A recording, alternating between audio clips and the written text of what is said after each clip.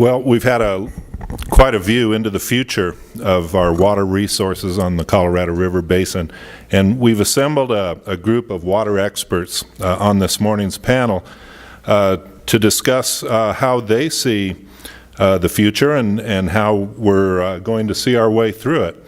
And to the right of Kay Brothers is Eric Kuhn, who is the general manager of the Colorado River District. Eric is well known for his research and insight into Colorado River history and hydrology, as well as his investigations into the recent science developed around drought, climate change, and the risk of overdeveloping the Colorado River. To Eric's right is Chuck Cullom. Chuck brings a lower basin perspective from Arizona. He's the Colorado River Programs Manager for the Central Arizona Project. His primary focus is to develop and implement plans, projects, and programs to ensure sufficient Colorado River water supplies are available to the Central Arizona Project to deliver to its customers in that state. To Chuck's right is Eric Hecox. He's the new Executive Director of the South Metro Water Supply Authority. Eric is responsible for assisting the authority in its efforts to bring renewable water resources to the metropolitan area south of Denver, sometimes referred to as Baja Denver. And to Eric's right is Jennifer Pitt. Jennifer is the Colorado River Project Director for the Environmental Defense Fund. She works with Colorado River water users throughout the Colorado River Basin, including 7 states in the United States and 2 in Mexico, to develop practical programs to restore river habitats and to dedicate water to environmental resources. And Jennifer, why don't you start the panel with your remarks, please? No? DK, no? Sorry, can we start with somebody else? Sure. All right, Eric? Well, I was going to ask DK to put up Carly's box plots one, but I'll hold on that as well. No, that's all right. I'll start. And I assume we're just going to speak from here, or are we going to go up there? Yeah, good. That's fine.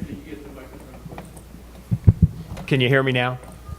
Okay, I'm assuming here that we're just going to go ahead and make this a panel discussion and an interaction among the panel members and the audience. I want to thank Carly and Kay for making this presentation.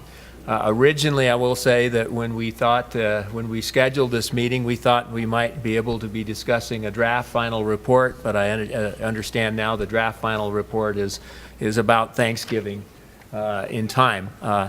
But still, I think what we saw today is some indication. Is that for the lights?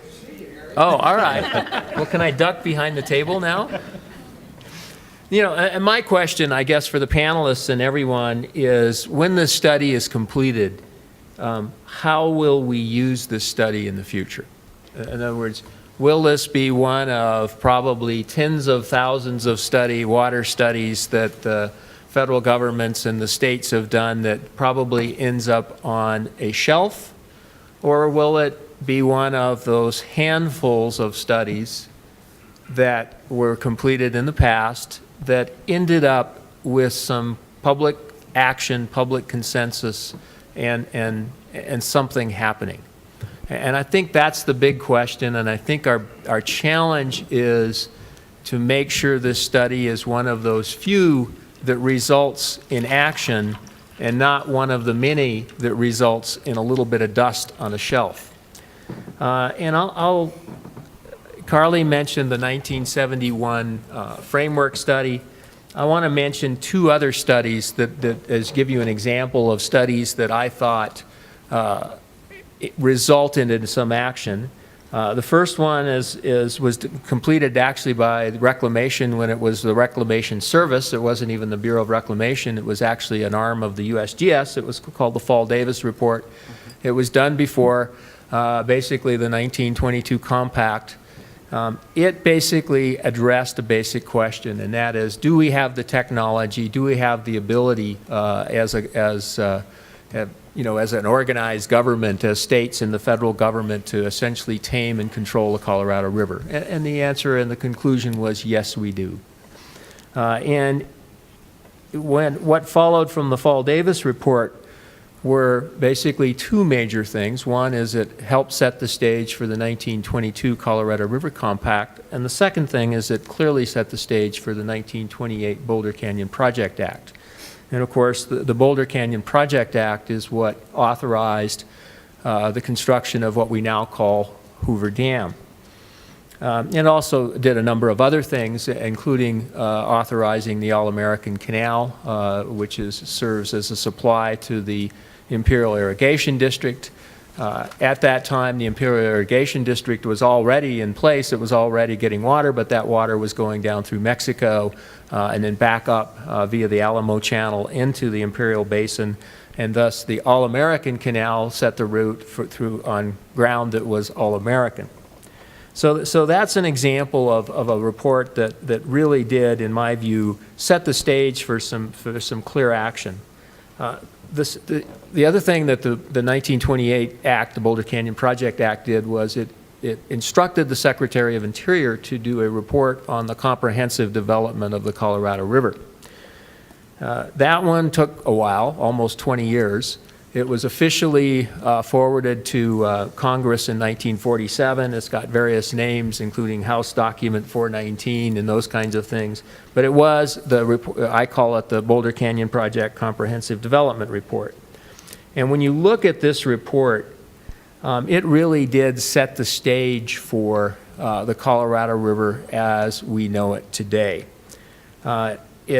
Projects like the Central Arizona Project, Glen Canyon Dam, the Aspinall Unit, those kinds of things, some of them weren't specifically named in detail, but sort of the development plan as set forth for the Colorado River as we know it today was set forth in that report.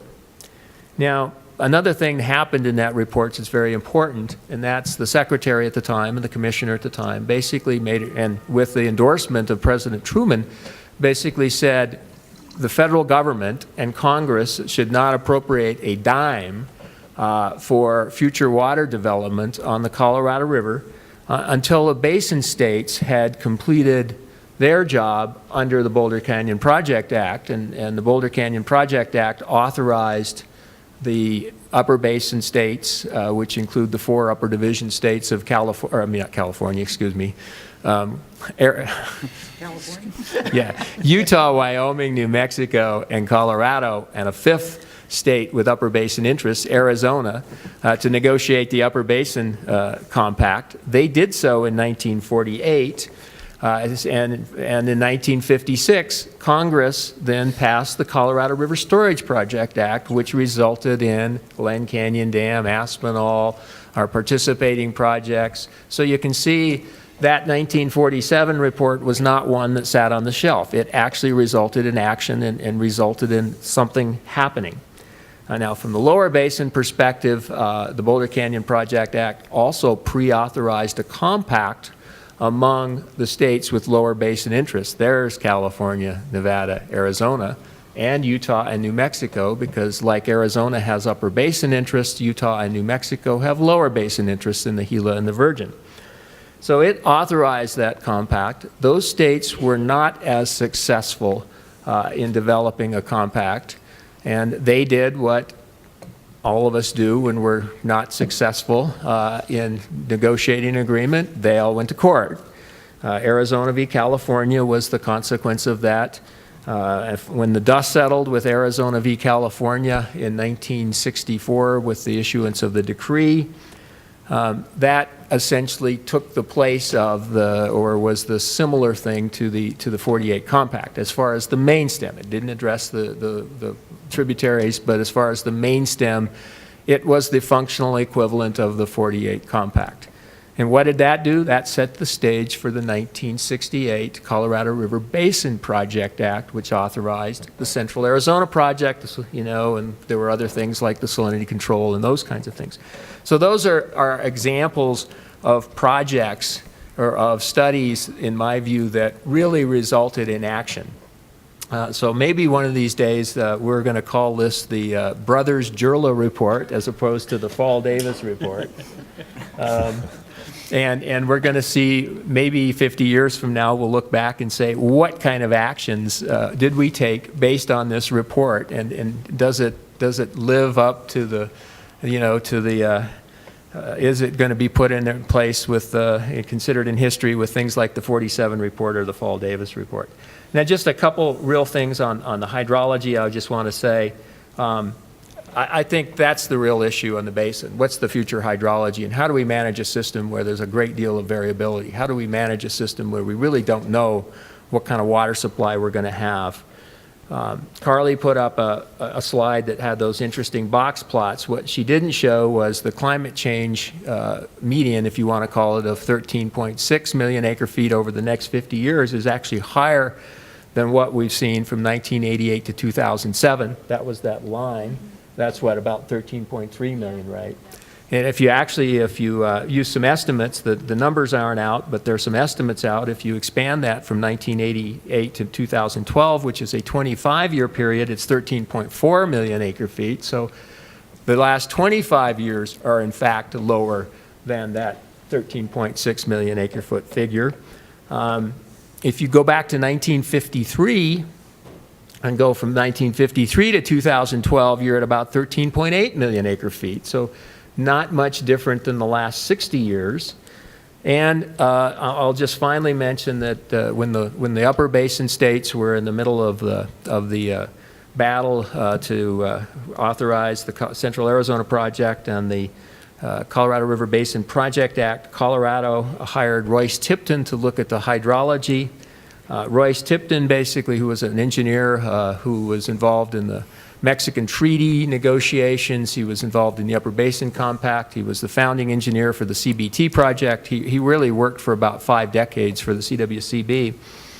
Basically, he said he didn't like any hydrology on the basin before 1929. He thought it was very speculative. It was essentially made up because there were very few gauges before 1929.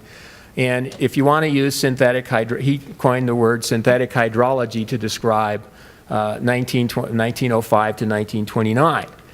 So he said, you ought to look at 1930 to 1964 when we really have some comfort in the gauge. And lo and behold, his estimated natural flow was 13.5 million acre feet.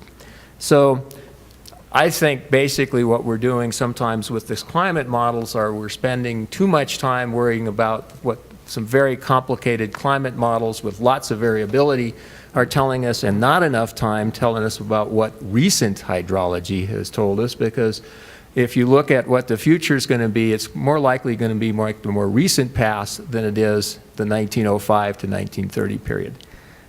With that, I'll turn it over to the next panelist. When Kay and Carly are talking about the need for action, and Eric's talking about whether this is an effort that paves the way for another study to occupy space and to keep bookshelves full, or is it a call to action where the states and key water agencies come together to actually address what we have long known since Royce Tipton's work, since the 75 West-wide study, that this system is vulnerable.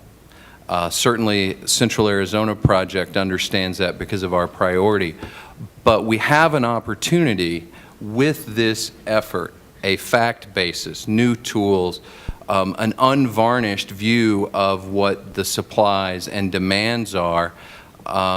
We have that opportunity to move forward and implement conservation programs, reuse programs, but ultimately those are going to be insufficient to bridge the gap long term. And that's where a cooperative effort to evaluate and begin to develop large-scale augmentation becomes important. Let me take a step back and just share with you what CAP's vulnerabilities are. First of all, Central Arizona Project is a federal project that serves 1.6 million acre feet annually to Maricopa, Pinal, and Pima County in Arizona. We serve 57 individual contractors, including 10 Native American nations and tribes, more than 6 irrigation districts, and 80% of Arizona's population resides in our service area and relies on the renewable Colorado River supply to sustain their economic development. As part of our victory, is anybody here from California? Didn't think so. But I just want to be clear that we won Arizona versus California, just so we're all clear about that. And there was some clarity. I share it with them at every opportunity. Arizona's 1-0 when it comes to interstate decree litigation. And there was clarity provided about the Gila in that decree, but we don't want to talk about that today. The point is that there was the recognition of the vulnerability of Arizona as far as our priority. CAP is the junior priority holder within the state of Arizona, long-term contractor. So when there are shortages on the Colorado River, we share with the upper basin that vulnerability. You have risk of curtailments. We have risk of shortage when mead elevations fall below a certain threshold and trigger. So we have that connection with you, and that's why one of the things we believe is that there is common interest in increasing the flows in the Colorado River. Again, we serve a diverse suite of customers, and we have internal priorities within our service area, but understand that when mead falls below 1075, we will reduce diversions to our customers in a direct and immediate way. That does separate us from California. They only have to live with their 4.4 apportionment. The other point I'd make about California, since they're not here, is that one of the things we share with you is that we actually deliver water within the Colorado River Basin. It's kind of a unique perspective when you're actually part of the basin. So thank you. We didn't tell him there might be somebody from Denver here, too, though. That's right. The guy next to him. Well, we have Baja, Arizona, which is Tucson. I didn't know there was a Baja, Denver. Baja, Denver. Yeah. Eric Kuhn phrased the term Baja, Denver. I think the big difference between Baja, California, what'd you say, Baja, Arizona, and Baja, Denver is, I think Baja, Denver is the only have-not in that group. We don't have any water from the Colorado River. Let me take a couple minutes. It's nice to be back at this conference. I see a lot of familiar faces, a lot of friendly faces in the audience. The last time I spoke at this conference, I was with the state, working on our state water planning process. So it's great to be back here. We were asked to take about 5 minutes or so to talk about what our interests are and our concerns are with the Basin study. As I described, our interests are a little bit different than I think the other folks on the panel and some of you in the audience, and that we don't currently have any direct stakeholder interest in the Colorado River. But as I'll describe, it's something that we're very interested in. The study we're very interested in because of the tools that it brings that Kay so elegantly talked about. Let me talk a little bit about who we are. South Metro Water Supply Authority is a membership organization. We're made up of 15 different water providers that are in the South Metro area in Douglas County and Arapahoe County. And my member water providers all share sort of one common characteristic, which is that they're either completely or partially on Denver Basin aquifer water, which is a non-renewable water supply. And they've come together in this membership group for the purpose of developing regional renewable water supply projects. So that's sort of my charge as the executive director, is to work with them to develop renewable water supply projects. We have the challenge of both meeting the future growth that I think the study has showed is happening both within the Colorado River Basin as well as those surrounding areas, as well as the challenge of replacing our current use of non-tributary, non-renewable groundwater with a renewable water supply. So we have this dual challenge, and our activities are all focused on meeting that dual challenge. I'm not going to go into a lot of depth on what we're currently doing because I want to focus more on sort of how we see the study fitting into our future plans, but I think I can't do that without talking a little bit about some of our current activities. Our water providers are doing a lot of the things that I think have been pointed out in the study. We're implementing this portfolio of solutions. We are implementing some significant demand management programs. Our providers have some of the lowest per capita water use in the state. We have a sister organization, the Douglas County Water Resource Authority, who is taking on activities to try and push the envelope of conservation in the region as far as we can. So we're taking as a first step, not only a part of the mix, but as a first step, demand management is really the foundation of what our water providers are working on. Second thing that we're doing is, because a lot of our supply is non-tributary groundwater, as some of you will know, under Colorado water law, if you're using non-tributary groundwater, that's fully consumable water. So all 15 of our water providers are setting up their systems, or have already set up their systems, so that they can reuse every drop of water that comes in. So reuse is probably the second leg, or the second piece, building block of our plans. The third piece is something that has some limited opportunities, but are opportunities that can't be ignored, which is, even though we're in this sort of unique Baja-Denver location, there are two local supplies, Cherry Creek and Plum Creek, that have low flows, limited flows, but they do offer some opportunities, and our providers have been doing projects to try and make use of those local supplies, knowing that we need to use our local resources as efficiently as we can before we look for renewable supplies from other areas. And then, despite demand management, reuse, and use of our local supplies, all of our providers need another increment of renewable supply, and each one of them have projects that they're currently working on. The one that we're most involved in right now, 11 of our 15 members are participating in, is the WISE project. It's a cooperative project between Denver, Aurora, and South Metro, but it has a direct tie to the West Slope in that it was specifically looked at and negotiated in the Colorado Cooperative Agreement, and implementing WISE actually hinges on full signing and full implementation of the Colorado Cooperative Agreement between Denver and the West Slope. This cooperative project basically uses available capacity in Aurora's Prairie Waters project.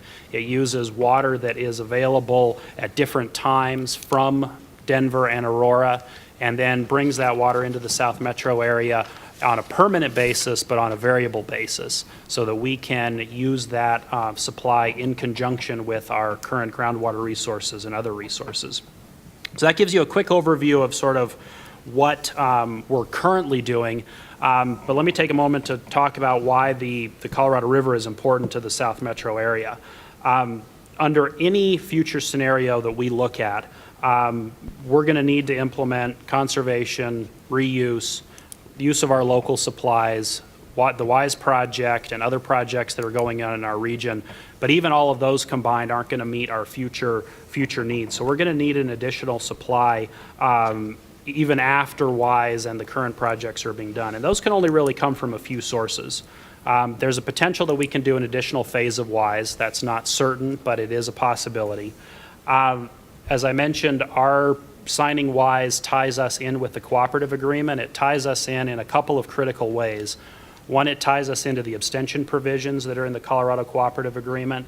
So we are limited in how and when and where we can look at additional supplies from the Colorado River Basin. But what it does do is those abstention provisions mention and make allowance for a cooperative project with Denver and the West Slope. So we will once we sign on to WISE and are bound into those abstention provisions, we become a direct stakeholder in whether a cooperative project between the West Slope and Denver Water moves forward or doesn't move forward. If it moves forward, we can potentially be a partner in that project. If it doesn't move forward, then a number of those abstention provisions go away after a certain period of time. So we will be very interested and be a direct stakeholder in those conversations. Besides an additional phase of WISE and a potential cooperative project, the other two sources that we can look at are either water, transferred water off of the South Platte, or one of the larger pump-back projects from the West Slope that has been looked at in a number of different studies in Swazi and some of the roundtable work. So we will be, over the next couple of years, as we wrap up the current projects that we're looking at, we'll be evaluating where can that next increment of supply come from. And that's where I think this study has a lot of potential. It has the tools that Kay talked about for us to be able to evaluate when and where there are opportunities. One of the things that I think we need to keep in mind, and probably those that are working on the study need to keep in mind, is that there are a lot of opportunities to evaluate different challenges, different impacts of different projects that come along. But one of the things that we're going to be really looking at is, and challenged with, is how do you weigh the impacts of an additional cooperative project or supply from the West Slope with the impacts and benefits of a project off the South Platte, which has major issues in terms of water quality. How do you compare the environmental consequences of potentially reduced flow on the Colorado River system with the environmental issues associated with a large regional reverse osmosis plant and the brine disposal? That's just a small example of the types of comparisons that we're going to have to do moving into the future, and where I think the study offers some tools that we can use to be able to evaluate that. The last thing that I'll just hit on briefly is the scenario planning framework under which this study is being done. I think is a good framework. Carla mentioned sort of one of the pieces of that when she was talking about the cone of uncertainty, that one of the things you do in scenario planning is you look at this cone of uncertainty, you identify those common pieces that can move forward in the near term, and you start to implement those.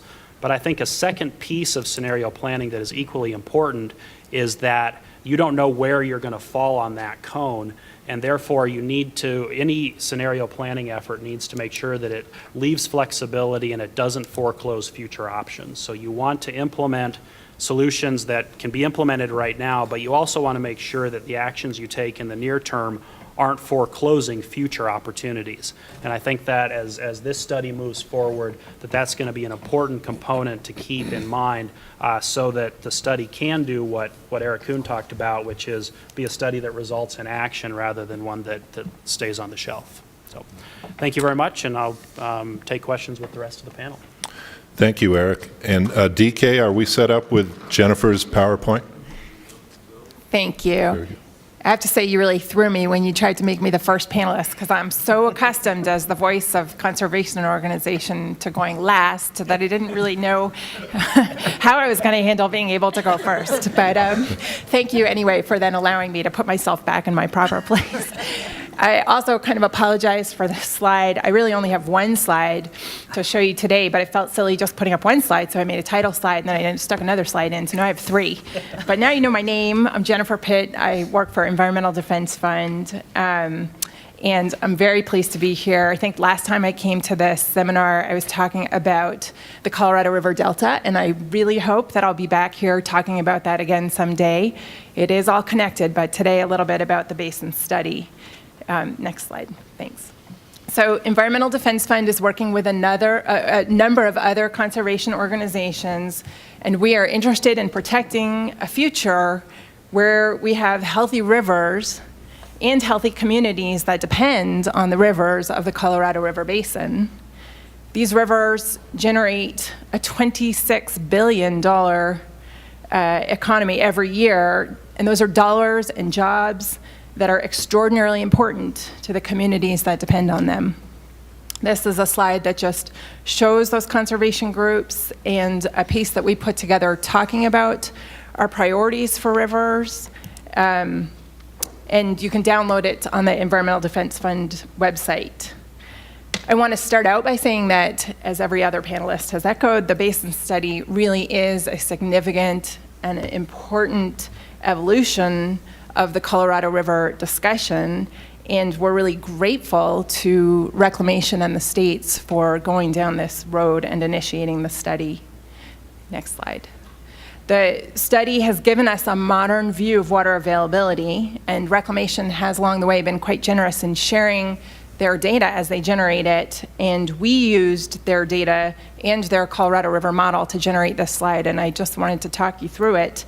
The top smooth line on this chart shows demand projections for the Upper Basin states from the present through 2060. Acre feet are on the vertical axis and the years are on the horizontal axis. So total Upper Basin demand starts at about 4.7 million acre feet and grow to about 5.7 million acre feet by 2060. The blue line in the middle shows a view of how much those demands on average can actually be met with the water supply using Reclamation's projections that forecast a drying trend in the river basin. And finally, the red line on the bottom shows the average quantity of Upper Basin water uses that projected if you assume that the Upper Basin has to meet the terms of the compact, delivering to the Lower Basin a minimum of 75 million acre feet over any 10-year period. In this view, Upper Basin uses rarely climb above 4.5 million acre feet. The Basin study is doing a number of groundbreaking things. It's the first time in modern memory, I don't know, I wasn't reading studies like this in 1971, first time in modern memory that we're looking officially at supply and demand at the basin-wide scale, and that in and of itself is really critical for a number of reasons. We already know that we're using the entire supply of the Colorado River, and we know this, and I know this particularly well because the river hasn't flowed to the sea in more than a decade. And we know this because storage in our reservoirs has been declining over that same period of time. That means that any new uses of water come at the expense of another existing water use somewhere else in the basin. And this view of the compact suggests that any new uses of water in the Upper Basin are likely to come at the expense of existing Upper Basin uses. New exports may well come at the expense of existing West Slope water uses. Second, in looking at the whole system, not only do we see the problem differently, we may see solutions differently, and I think that's where I really have some hope that this basin study can get us working together in a good direction. However, there has been a lot of discussion in the last few years about big solutions, including pipelines that could bring water to our basin from far away and solve our problems. So it would be reassuring if we could have a big faucet at the top of the basin that could keep water flowing from the top all the way to the bottom. I get that, and yet I'm not sure that that really is feasible for our future. A pipeline from the Mississippi River would be so expensive. It's a never-ending energy demand to lift water a mile. In the final analysis, I don't think it's going to be possible. I don't see the federal dollars, and I don't see local water users lining up to pay for it. But the scale of the basin study will allow us to see what look like small-scale solutions in an aggregate way, how they add up, and view them as a possible set or portfolio of solutions in and of themselves. These small solutions, if implemented in many locations, can add up to a big fix. They can be implemented, as others here have mentioned, quickly and relatively inexpensively. And I'm thinking here about infrastructure that results in conservation and reuse, as well as institutional arrangements that lead to innovations like water banking. And we should start working on them now and planning for them now. I do want to point out that I fear that the basin study will unnecessarily limit the potential for urban conservation to reduce demand in the future. Time and again, we see cities that need more water study their options and conclude that investments in water conservation is faster and cheaper than other supplies. Moreover, cities often limit their outdoor water use when faced with drought conditions in the short term. And I would guess that in the real world, we will see more conservation from urban users than this study will suggest is possible. Finally, and it is critical to understand what the future holds for the rivers in the basin and how the choices that we make about water management are going to affect them. This is the first reclamation study to make any attempt to look at the health of rivers at this basin-wide scale, and it's an excellent step forward. I really commend all the study participants for including that element of the study. That said, the technical capacity that has been developed to look at river health at this scale remains quite limited and will need to be upgraded in the future to ensure that we are making decisions that result in healthy communities and healthy rivers for the network of rivers throughout the basin. Thank you, and I look forward to questions. Thank you, Jennifer. And thanks to all of our panelists. I believe that we have a fair amount of time for questions, and I'd like to open up with the first question. Particularly, Carly and Kay spoke to the suite of options that the Basin study has identified. Particularly early on, conservation is one of the first. Perhaps we could call it the low fruit amongst the various options. A lot of progress has been made in conservation already, particularly in the agricultural community. The ag community being the largest consumptive user of water on the Colorado River system. We have a great deal of irrigation technology that has come our way in the last decade or two. Much of it has been implemented, but by and large, most irrigation in the basin still occurs the old-fashioned way. Is it not plausible as one of the actions resulting from this study, is it not plausible to approach policymakers about somewhat of a Marshall Plan for implementing water conservation technology amongst irrigation water users? Low flow systems, micro irrigation systems, burying ditches and canals, lining canals, and a number of other high-tech or improved technology options. And should not one of the actions resulting from this study be to approach public policymakers to see if there is the will for utilizing public resources to cost share the implementation of this type of water conservation on a basin-wide scale?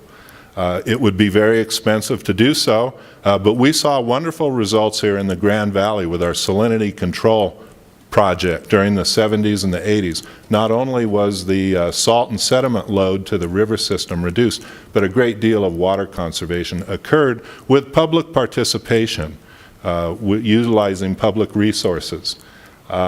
Is that a plausible and worthwhile thought as one of the action items resulting from the study?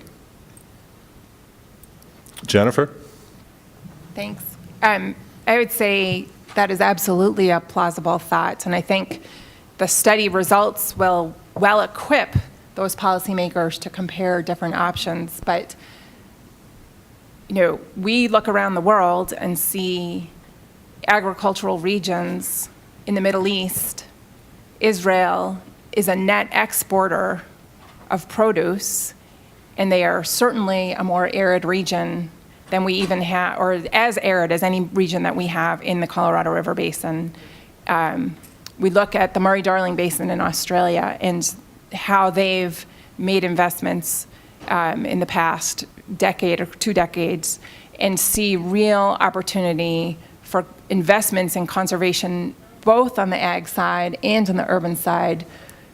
Again, as I stressed in my remarks, when you look at what seems like something small that can be implemented on a farm or within a district or in a municipality or a particular service area, but you aggregate it over the whole basin, I think we can see our way towards a future where we can live, hopefully within that cone of uncertainty that has been projected for us. Chuck?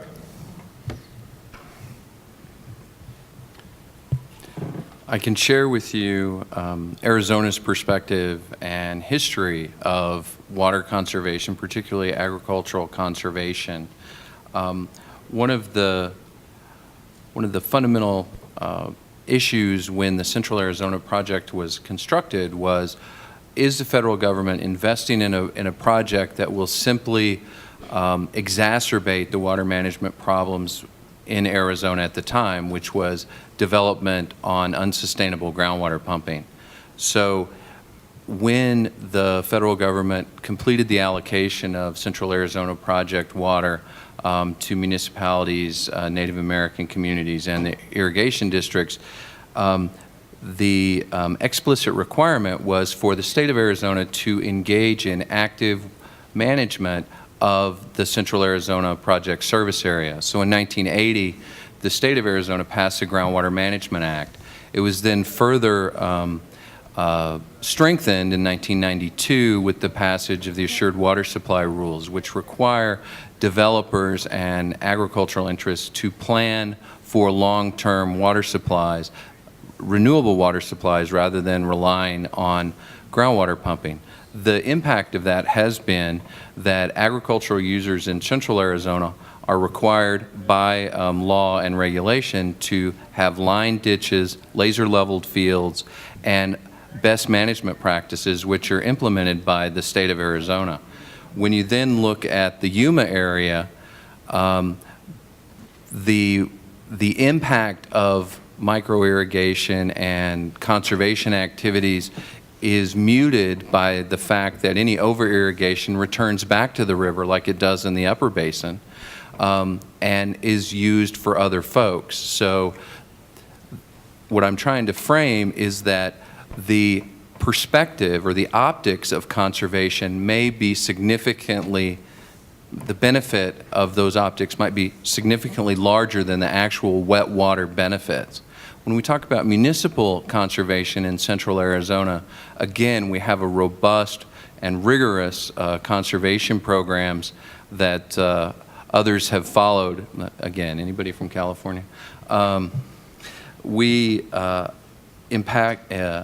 in 1992 mandatory low-flow plumbing statutes, outdoor water use restrictions, limited the size of turf for golf courses, provided incentives for turf to be sourced from effluent and treated wastewater rather than potable supplies. So when we talk about the low-hanging fruit, the communities that CAP serves would argue and push back when we talk about low-hanging fruit that they have already plucked that fruit and have been conducting those conservation activities for about 20 years. Their water use reflects that.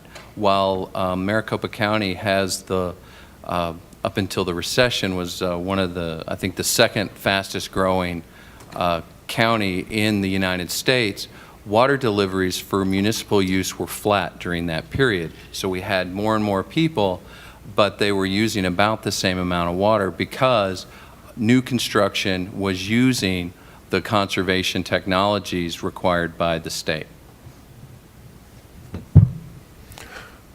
Questions from the audience? Yes. We're in the process of putting in a... Can you hear me now?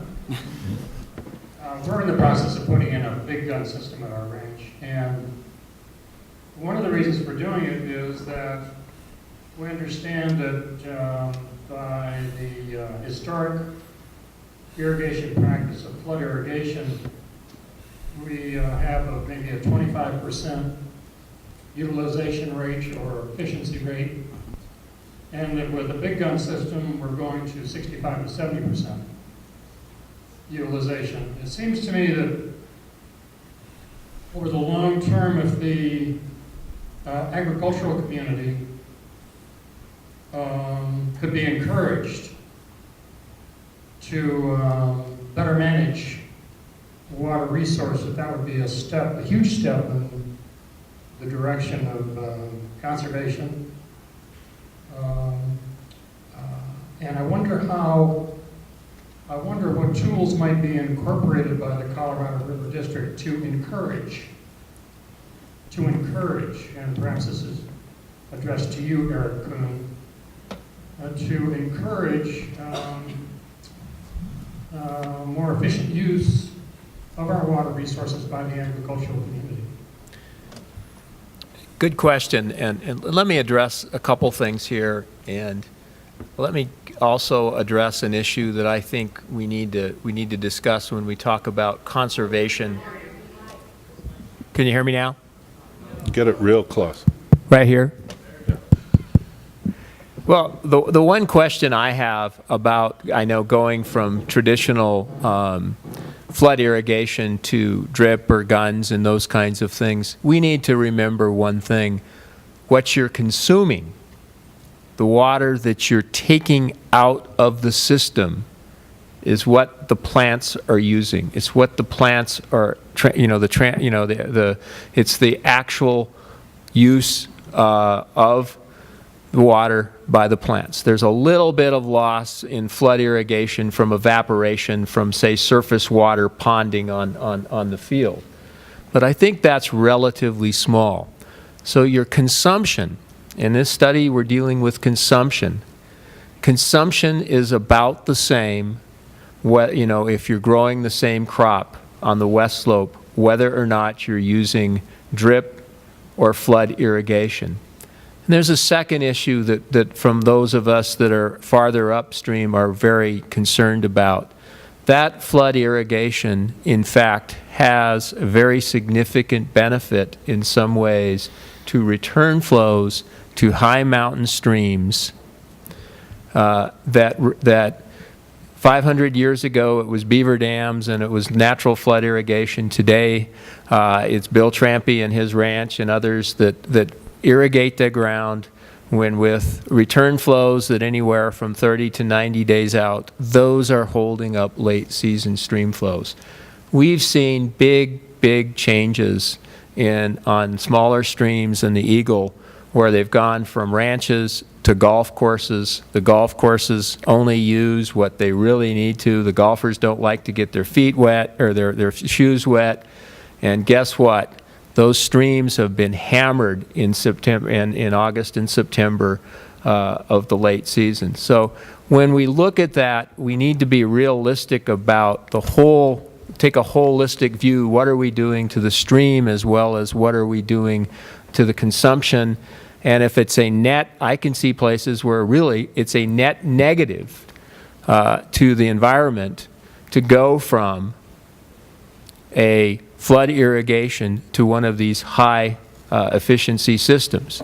Now, as you go downstream, as you get into Grand Junction, as you get into the Uncompahgre Valley, as you continue to go downstream, I think that benefit changes, and that benefit, then there are actually some net benefits for doing that. But I'm just saying, when we look at that, we need to be cautious about what we're doing, and we need to recognize that what we're trying to do is save consumptive use. And where does that consumptive use come from? It's really what the plants are using. So if you have a drip system and you get 3 cuttings of hay instead of 2, your consumptive use has gone up, not down. So that's one of those where we need to have a real good, we need to step back and look at it from a higher level and what's happening. But I agree, at lower levels, for example, in the Uncompahgre, putting water, putting these laterals into pipes, putting distribution systems into pipes, lining canals, reducing that deep percolation is really a huge benefit for water quality, and it is saving some water, but it's not going to get at changing Colorado's consumptive use that much. Well, and the engineer that designed my microjet system on my newest orchard claims that I will be pulling only 25% of the water from the ditch that I would compared to furrow irrigation. great advances there. Jennifer? Just a very quick comment. I generally agree with everything that Eric said, except for one thing, which is the Colorado River Basin study is not only a study of consumptive uses. What's in the streams matters, and the study will be looking in some select places at impacts on those non-consumptive uses on stream flows. And I think overall, as we address this problem of the supply-demand imbalance, we cannot afford to overlook what happens to the rivers as we make choices about our future. And in Colorado, there's even a third concern, and I think you would agree, Eric, that the use it or lose it doctrine kicks in when you start saving substantial amounts of water through conservation, and that needs to be legally addressed in Colorado because it is a disincentive for conservation. Other questions from the audience? I was at a seminar here a while back, and they were saying that if you use like a big gun, like he's talking about, and not flood irrigate, that you're not actually rebuilding the aquifers again, and that causes problems too. And I work for the Grand Valley Drainage here in town, and I've been here almost 21 years, and I can tell you for a fact that people turn their head gate on, and as soon as the water hits the ditch, and they don't shut it off, they'll take it out of the canal. So there's a lot of education that needs to go on with a lot of people that have small acreages and stuff like that, but they just let it run all the time. They don't go up and turn the head gate off, let the fields dry out. And I can attest to this by the amount of ditches that we've had failed this year for people just over irrigate. So I think education is a big part of it. And I'm also on the board with the water, so it's important that we keep the water in the river because that's where we get all our supply from. Yes.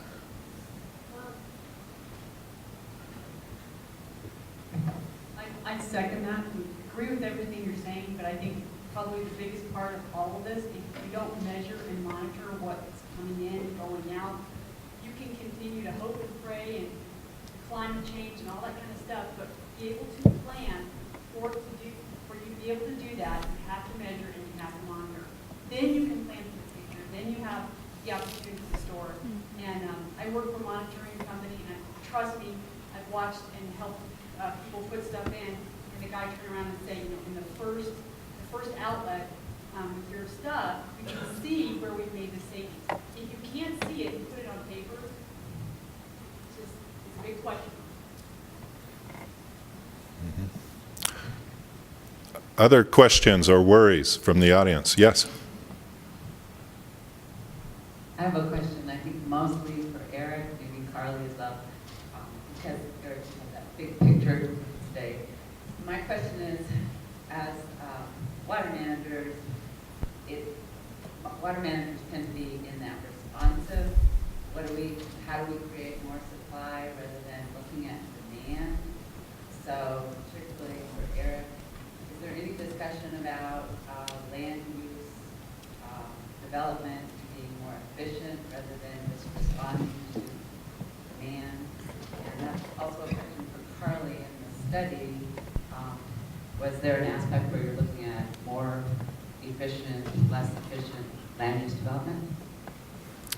Question is on land use development. Let me just say from my experience and the recent discussions we've had at the Interbasin Compact Commission, the answer to that is yes. We finally had Jim Lockhead at Denver Water get up and tell people, it's not, if you want to save East Slope agriculture, and there is a huge, I think, building consensus that we need to save East Slope and West Slope agriculture in Colorado, that if your strategy is to build 2-acre lots from Aurora to the Kansas border, irrigated agriculture in Colorado is gone. If you want to build up to a certain point, not out, you're not only saving water in terms of more efficient use in the metro area, you're making more efficient metro areas in terms of other things like transportation. So I think that message is getting out. What we're still missing in Colorado, unfortunately, is a real connection, though, between the water planning process and the land use planning process. I think it's starting to get there. But I think the message that how the Front Range grows will have a bigger impact on future agricultural use on the East Slope than perhaps water. I think that message is starting to get out there, and I'm hearing it in a number of forums. Yeah.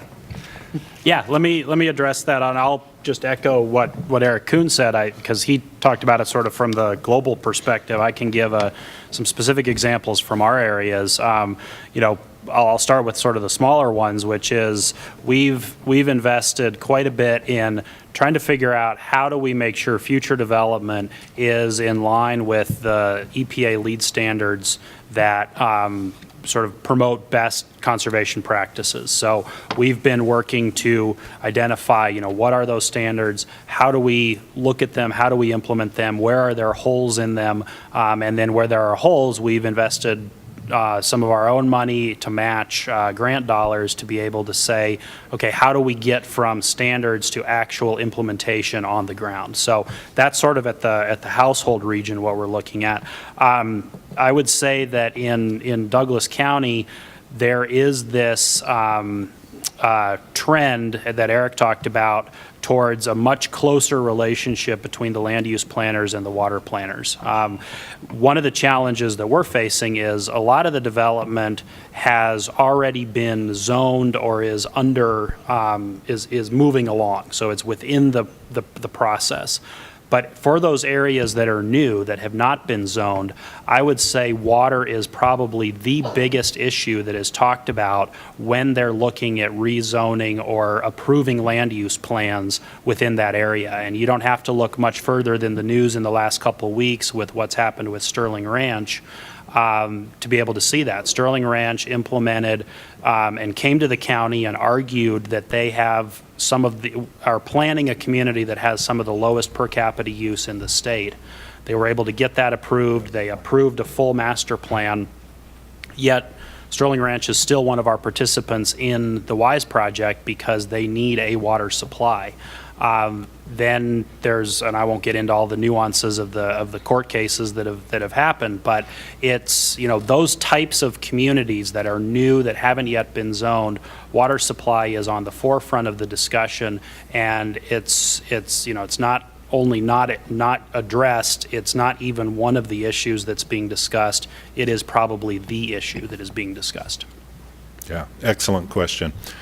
We have about 1 minute left. If there's one additional question before we break.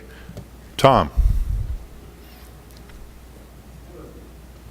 Pretty much the same question was asked earlier, but applying to home use. My beach field is about 3 miles from the Colorado River.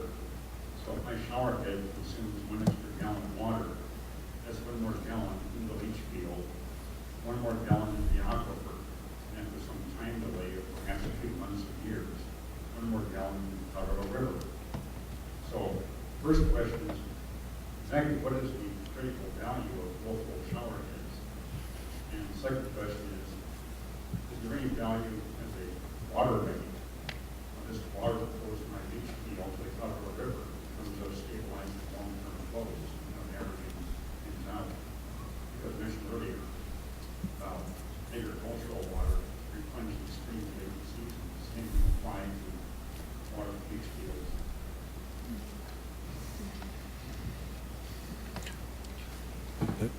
I'll take a crack if you want. In Arizona, we learned that geography matters. And so because we don't have return flows from our service system, from our service area to the Colorado, that concept of low flush toilets, low pressure shower heads does matter. But from my perspective, the time lag that what you describe is actually a potential very positive benefit, as Eric Kuhn was talking about, as providing opportunities for that late season return flows from the aquifer. I was just going to say, I'd also echo that location matters, I think, and it also matters whether you're in a municipal system or it sounds like potentially you're on sort of your own individual system. But in terms of location mattering in our area, as I talked a little bit about, our real conservation efforts need to be focused on the consumptive use part that Eric talked about. It's the reducing the consumptive use that is important. And that's important, I think, for most of the metro area, but it's particularly important for our area because we are set up, as I said in my remarks, to reuse, either direct reuse or by exchange, every drop of water that we have, because every drop of water we have is fully consumable. So implementing low flush toilets, low flow shower heads, although it may save in some of the treatment costs, it may save in terms of some of the timing, it is not an overall savings because we can reuse that water multiple times. What does save is when we implement conservation measures and demand management measures that reduce the overall consumptive use. I'll just pile on very quickly with one point about Southern California. I mean, the point has been made, location matters, and the vast amount of urban water use in this basin is actually exported from the basin. So it really does matter where you are with respect to the river, inside the watershed or out. But understand that Southern California is effluent from the urban area. While there are some reuse projects in place, they're relative to their entire water use for urban supply in Southern California, they have not fully exploited the potential to implement reuse. And I think the Basin study will end up showing us that that is an option that stands up well for trying to meet some of the supply-demand imbalance in the future. Well, thank you for all your perspectives on behalf of the Colorado River District and on behalf of the entire audience. I want to thank all of our panelists for traveling here and being part of this morning's panel discussion. Thanks so much.